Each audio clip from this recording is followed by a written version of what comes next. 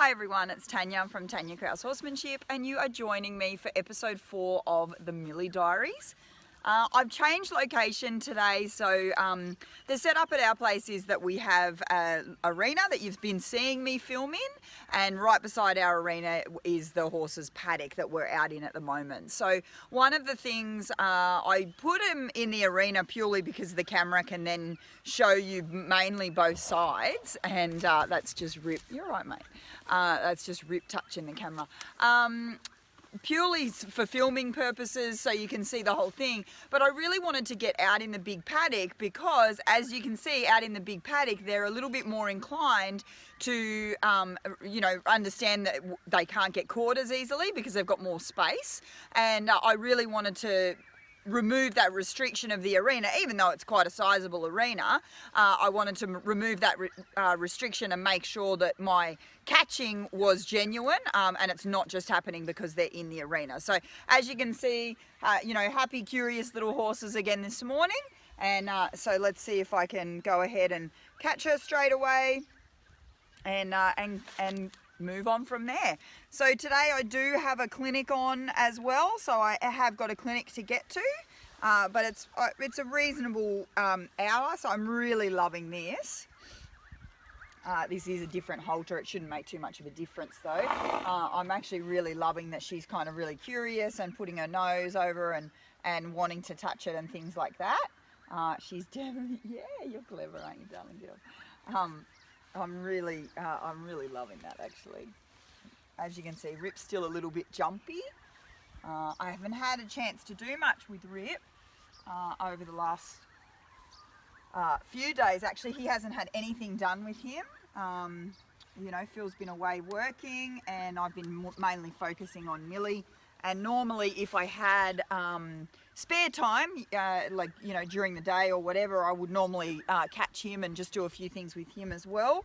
But he's definitely not the priority. She's the priority at the moment. Phil will work with him next week. I've got a colt starting next week, but I will be doing her in the mornings before I leave. So really liked that haltering. That was really quite easy. Is that Rip trying to pull on that? Yep. You're right, darling. So he's pretty curious. He obviously wants to be pretty involved, but I don't want him grabbing a hold, and especially don't want him getting his mouth caught in that halter. That could be a real disaster to have the two of them, stuck next to each other. And these are some of the things that we really need to be aware of in terms of working with any horses, but particularly young horses, because they are so curious. They do want to chew and mouth on things, and whilst I absolutely let them chew and mouth on things because I understand that that's the way that they feel and the way that they investigate things, we've also got to be 2, 3, 4 steps ahead in realizing what could go wrong. So Rip was just wanting to have a little bit of a nibble there quite innocently, but you saw as soon as I kind of went to put my hand on him and he went to pull away, he closed his mouth in tension, and that meant that his teeth were stuck on the rope. Now it was lucky that it was just his teeth and he just let it go, but if it had have got behind his teeth and he started pulling back, you can imagine what kind of a wreck that we would be in with the two horses stuck together like that. So mouthing pieces of the saddle and stirrups and all those sorts of things, we have to be really conscious of what can go wrong, and it can go wrong really quickly. Good boy.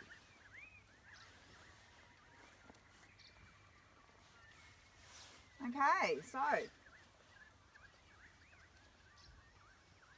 as you can see, I am trying to let the rope touch her. Because as I said, she did have that bit of an incident with the rope. That was probably about 3 months ago now. And it was in this paddock. I was lucky that she was in a smaller kind of a paddock. And I was lucky that she, even though she was frightened and running, that she did keep her wits about her. But while I'm working with her now, you can see that I'm trying to let the rope sort of touch her on the shoulder and touch her in different places, and I'll get a lot more active with that at some point, but right now it's just about, like I keep saying, just chipping away every day, just chipping away a little more, a little more. Nice work.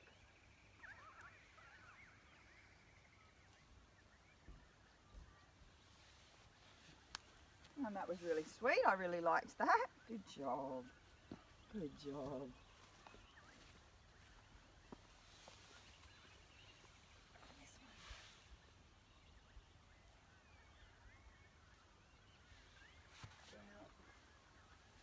So holding them up for a little bit longer. I've forgotten to bring my hoof pick out, so I don't actually have the tool with me.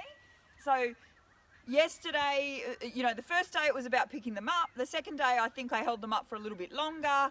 Then yesterday, day 3, I think I used the tool and just got her used to the tool touching her foot. There's a nice licking shoe. And then, so today, not having the tool, I actually held them up for a little bit longer and counted to, you know, 5 or 6 or whatever. Now I'm going to have a look at these back feet. I haven't done the back feet, but obviously I'm going to have to get there at some point. So having forgotten my hoof pick, I'm going to go ahead and I'm staying as safe as I possibly can.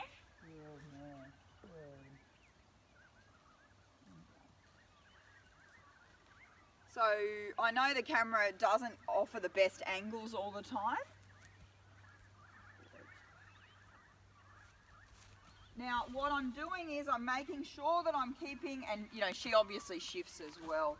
So what I'm doing is I'm making sure that I'm keeping my rope short enough that I can control her, but I'm also making it long enough so it doesn't actually pull on her and make her move. And I'm staying nice and close. You can see that she's quite tense. She doesn't like me on this side as much. I'm staying nice and close. I'm rubbing her with the back of my hand, and I'm kind of letting my elbow and my shoulder, I'm getting a lot of points of contact on her body. I'm trying to really scooch up to her body, and then the back of my hand's running down the outside of her leg. And then as I get to about her hock, I just turn my hand over, and I'm just going to put a little pressure on. She's picked it up. Good girl. And down it goes.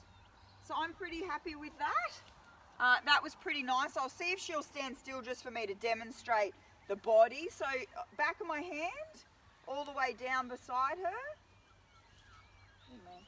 And I want to get nice and close to her, as I said, and this jacket's making a little bit of noise, so that's why you can see she's smelling it. She's sort of like, oh, I don't like that noise. I'm trying to keep as much point of contact between my body and her body, and then I just run my hand down like this, and you can see that I'm keeping my head out of the way, and I'm staying at a distance where if she did decide to kick out at me, I'm prepared to move. I've got lots of point of contact with her body, so she knows exactly where I am if she can't see me. And my stance is so I can move out of the way quickly, or I can pull on the lead quickly to get her bum away from me. I'm very aware that she could kick out if she got really worried about this. So back of my hand down to the hock, and then once I get to just below the hock, I just ask for that foot to come up and down. Good man. So good enough, yeah? Obviously I couldn't pick up the foot, so I'm not going to take the halter off when she's in tension like that. So I went to take it off and she put her head up, so I just backed away. And I don't need to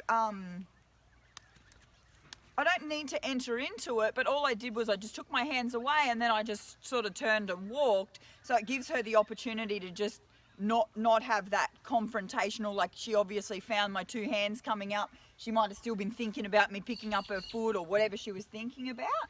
So let's see if I can do it again here. Come on, little mate. And now she's happier. There we go. Good girl. Good job. So I'm really pleased with that. I'm really happy with the way this little horse is coming along. You know, today we got to do the back feet.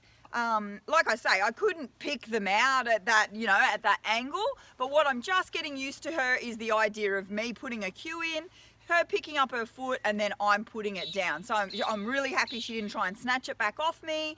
She didn't do anything about it. She just kind of picked it up. She wasn't super happy with it. She wasn't doing a happy dance about it, but she wasn't freaking out either. So now the back feet are in. There's a nice big release of tension there. Drop in the head, nice big blink. I'm going to go get their breakfast for them.